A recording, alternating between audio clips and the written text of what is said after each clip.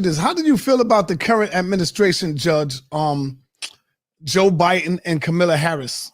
How did you feel about the current administration? 1972, when I was with this D.C. think tank, I was in Dover, Delaware, and I heard the most racist speech I'd ever heard in my life at that point. The speaker was introduced by John B. Stennis Faubus, who stood in the doorway of the Arkansas High School, Little Rock, Arkansas, and said, "No Negroes will be in here as long as I'm governor." George Wallace was there. Byrd was there, former Grand Dragon of the Klan, and they introduced this person who gave this horribly racist speech, worst I'd ever heard at that point, and I'd heard some bad ones. And his name was Joe Biden. And I know I was practicing law in 1977 when he came up with this first act with Eastland, and in 79, 81, and 88 or 87 and 91, not 94, that just enshrined some great injustices in the way federal criminal law was applied. So I don't like it. I think he's a low-down scoundrel, and he has enriched himself at the public cost. He's become a wealthy man who has had nothing but the salary of a civil servant his entire adult life. And I was the judge for this Fox thing on this mock trial on whether there was probable cause to believe that further investigation should be done of those laptops. There were 3, not just one. And we had as a witness the repairman, and he brought a copy of all that stuff. What's on there is absolutely criminal. I practiced it for half century. That stuff could get practically God convicted of criminal activity, what's on that laptop. And I'm not talking about Hunter Biden's obsession with him being a porn star either. I'm talking about White House tapes, emails, and back and forth. Very incriminating stuff in what was going on. It was a disgrace.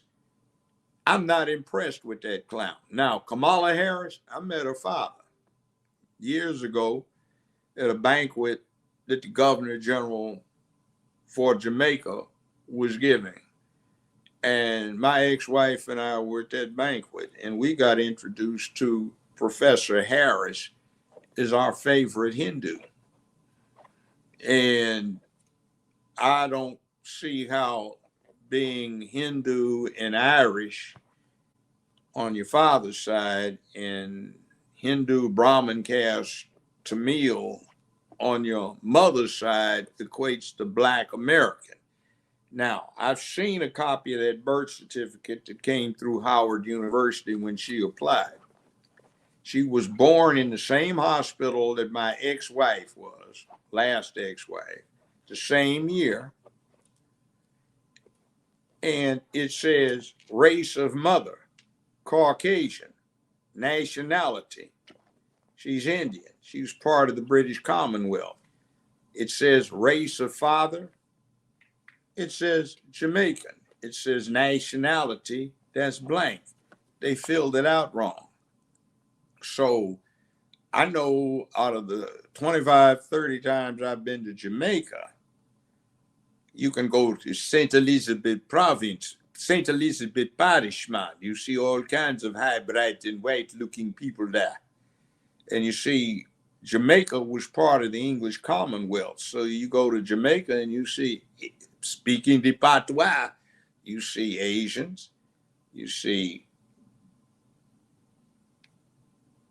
Black Pacific Islanders from Fiji, you see Australian Aboriginals, you see folk from Hong Kong and Singapore and South Africa and Kenya, India, New Zealand, you name it, and there's all kinds of people there. You see a good friend of mine, retired now. His wife, blonde-haired, blue-eyed, is a born-in Jamaican subject, citizen. and her family are English aristocrats. One's red-headed and gray-eyed, and the other one's blonde and blue-eyed, and they're born in Jamaica. So just because you're a Jamaican doesn't mean you're black. And see, on my show, I had some Hindu I thought were black folk. And one of them's a beautiful woman.